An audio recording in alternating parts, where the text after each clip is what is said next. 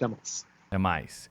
8 horas e 46 minutos, o atirador que matou o agente da Força Nacional de Segurança, Edmar Felipe Alves dos Santos, de 36 anos, violou o monitoramento eletrônico da tornozeleira, sabe quantas vezes?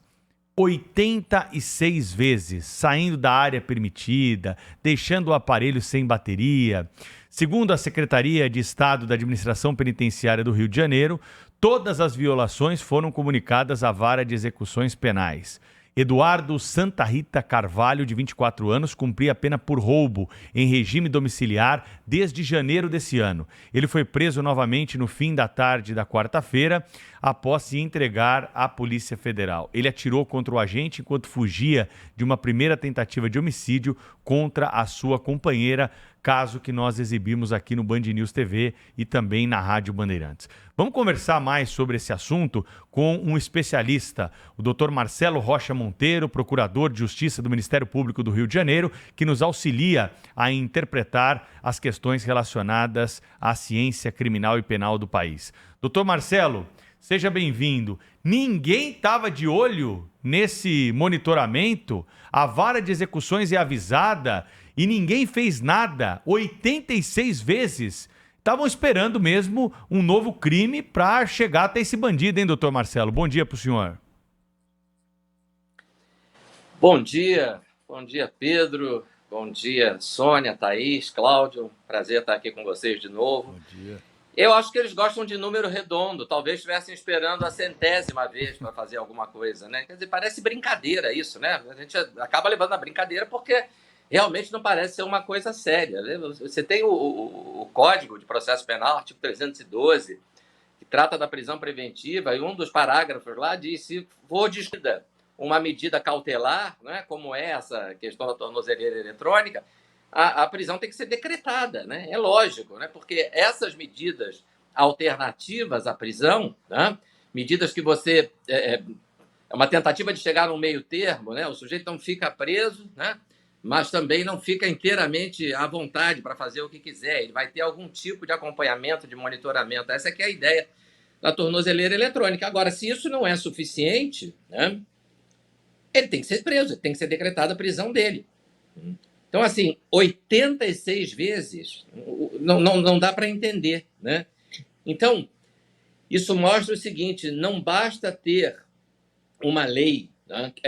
E a nossa lei está longe de ser satisfatória, é uma legislação muito frouxa ainda, mas mesmo que você tenha uma legislação em tese satisfatória do ponto de vista de garantir a segurança da sociedade, se essa legislação é interpretada, né, de uma forma frouxa, que é o que infelizmente vem acontecendo, né?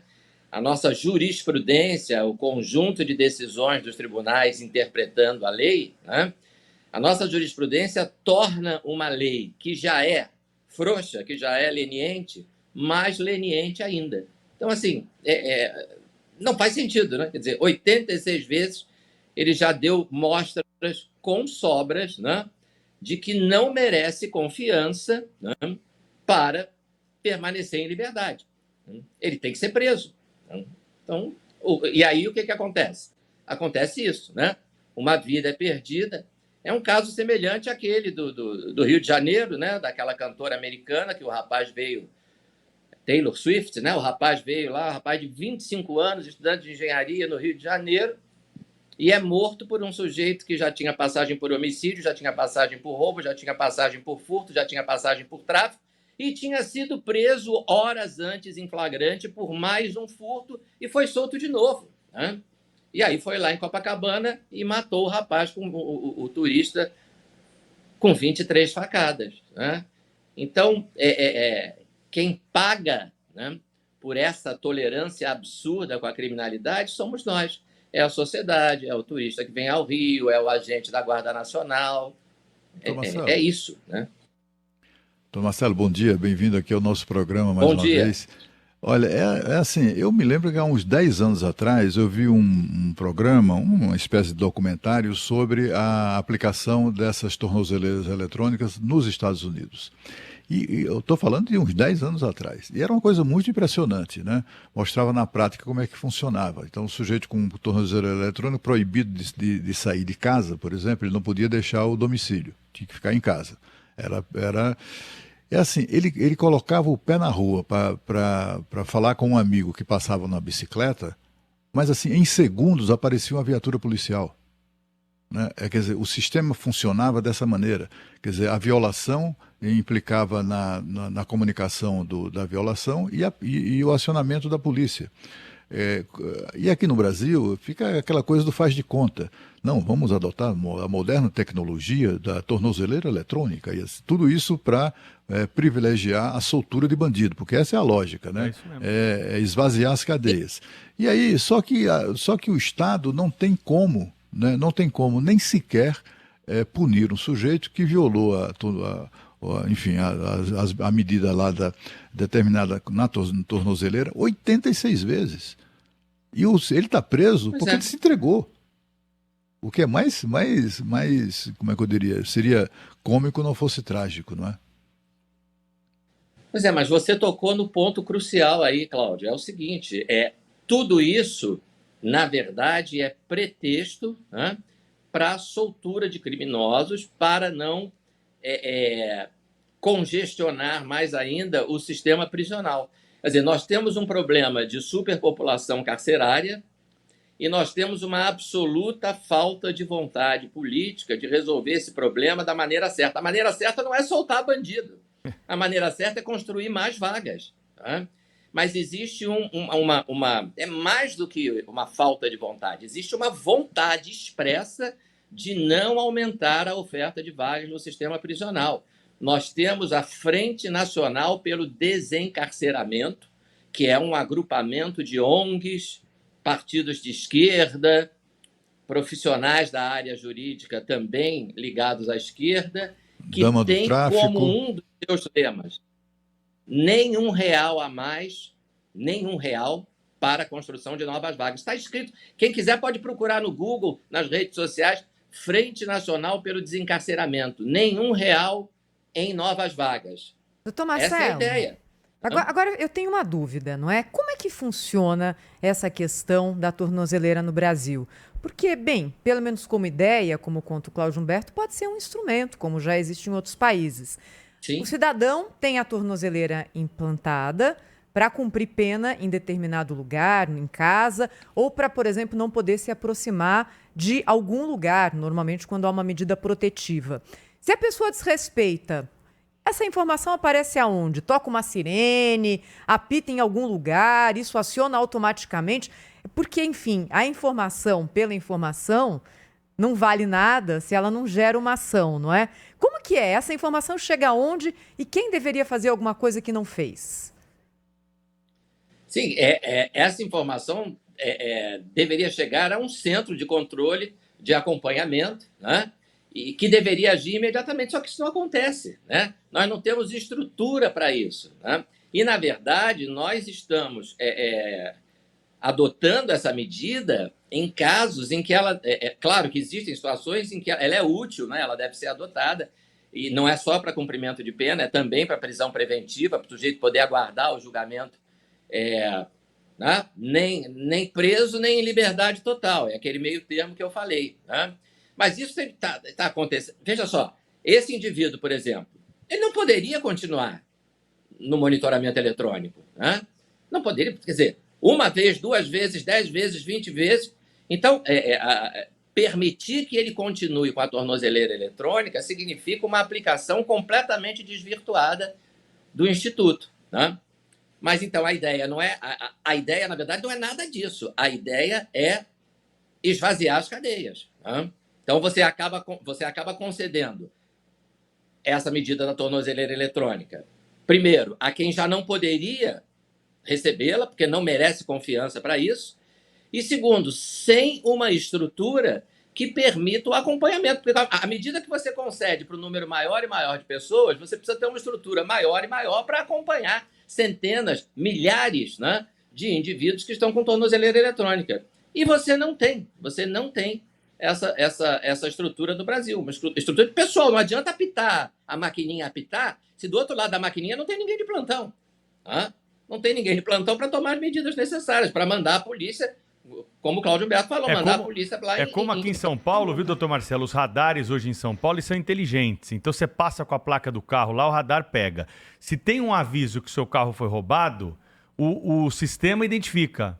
Mas não tem polícia suficiente para ir atrás do bandido. Então a gente fica sabendo que o carro roubado passou na marginal, mas não vai atrás do bandido. Lá, a tornozeleira se apitou essas 86 vezes, ou não tinha alguém vendo, ou alguém viu e não tinha efetivo também para mandar. Então fica por isso mesmo, né? O sujeito fica aí até cometer o próximo crime. E nesse caso aí nós estamos falando de um sujeito que matou um agente da Guarda Federal. Pô, ele foi da Força Nacional de Segurança. O cara matou e estava com tornozeleira eletrônica. O erro tá aí. O erro tá... Por que ele botaram uma tornozeleira eletrônica nesse bandido e não meteram ele atrás da cadeia, né? Exatamente. Se você tem o registro de que ele violou 86 vezes. Então isso já estava registrado. Né? Se isso já estava registrado, por que a medida não foi revogada e convertida em prisão preventiva? Eu acredito que no caso dele fosse preventiva, não tenho certeza. Mas, enfim, que fosse convertida em prisão. Né? Que ele fosse recolhido à prisão. Mas, a solução, né, doutor Marcelo? A solução é construir mais vagas no sistema prisional, né? Quem mostrou isso o presidente de El Salvador, que é um caso raro de presidente da República, que resolveu enfrentar essa questão, né? Construiu um complexo penitenciário para 40 mil presos, meteu todo mundo na cadeia. E aí o índice de 100 mortos para cada 100 mil habitantes caiu para 7. De 100 caiu para 7. E meteu todo mundo na cadeia. El Salvador, né? Quase zerando o homicídio. É um fenômeno, é uma coisa impressionante. É um fenômeno, quer dizer. Enquanto aqui no Brasil nós temos governantes, por exemplo, que relutam em, por exemplo, ocupar com forças policiais, ocupar mesmo para valer, né, territórios no Rio de Janeiro que são dominados pelo tráfico ou pela milícia, 1.500 favelas. Fica ali todo mundo. E tem até decisões do Supremo que proíbe, ainda que algum governador ou presidente da República queira fazer isso, ainda tem um Supremo impedindo. Os bandidos têm que ficar, né, sossegados para trabalhar. Trabalhar no crime. Isso. Essa semana prenderam aqui no Rio traficantes de Goiás. Né?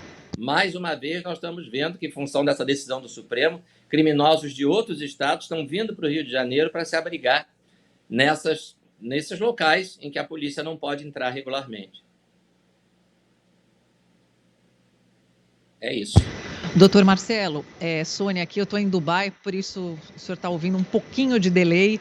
É um prazer conversar com o senhor aqui no Jornal Gente. A gente está cobrindo a COP28, né, direto aqui dos Emirados Árabes Unidos, mas é inevitável quando a gente fica ouvindo essas notícias do Brasil, essas coisas são assim, está muito difícil um país do mundo que isso aconteça e da forma que tem acontecido.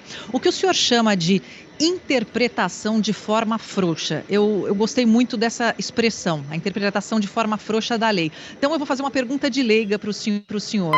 Como terminar com isso? Como fazer com que a lei seja interpretada de forma correta?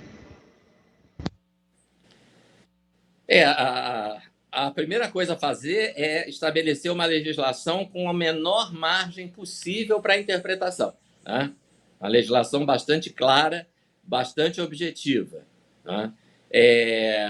E a segunda é uma mudança de mentalidade. Né? Quer dizer, as pessoas que estão nos tribunais, né, precisam compreender, né, que essa leniência com o criminoso, esse passar a mão na cabeça do bandido, isso tem um custo para a sociedade. Né? Então, elas precisam entender isso. Quer dizer, o foco, a prioridade... Desde os anos 80, a prioridade no sistema de justiça criminal brasileiro são os direitos do criminoso, né? Como eu costumo dizer, direitos reais e imaginários. Alguns direitos ele tem, todo mundo tem direitos, né? Direito à vida, direito à integridade corporal, direito à ampla defesa quando é processado. Outros direitos são imaginários, né? Então, o Supremo, por exemplo, criou o direito constitucional à progressão do regime. O Supremo entende que progredir de regime cumprir uma parte da pena no regime fechado, depois passar para o semiaberto, depois passar para o aberto, isso é um direito que está na Constituição. Não está, né? Não está, absolutamente. A Constituição não tem nada a ver com isso. A gente poderia mudar a lei e acabar com essa progressão de regime. Eu aposto que em Dubai não tem progressão de regime, né? Eu, uma vez, tentei explicar isso. Sônia, para um americano, ele não conseguiu entender. Olha que até que eu falo inglês direitinho. Ele disse assim, mas como é o mesmo bandido que passa de uma prisão fechada para uma semiaberta, para uma aberta? Eu falei, é o mesmo. Você tem certeza que não é assim? O bandido perigoso vai para a prisão fechada, o sujeito que comete um crime sem violência vai para o regime aberto? Eu falei, não, é o mesmo. É o mesmo assaltante que matou a vítima, ele começa a cumprir no regime fechado, chega uma hora ele vai para o semiaberto, chega uma hora ele vai para casa, para o regime aberto, né? Então, a gente não consegue nem explicar isso, né? Então, a gente precisa ter uma lei, né, que acabe com isso, e a gente já teve uma lei que acabou com isso, que ela dizia, quem for condenado por crime hediondo vai cumprir a pena inteira em regime fechado. Aí vem o Supremo em 2006, tá? E diz, não, isso aí é inconstitucional, porque existe um direito à progressão de regime na Constituição. Não existe, foi 6-5 essa decisão, né? Para ver como é uma questão polêmica.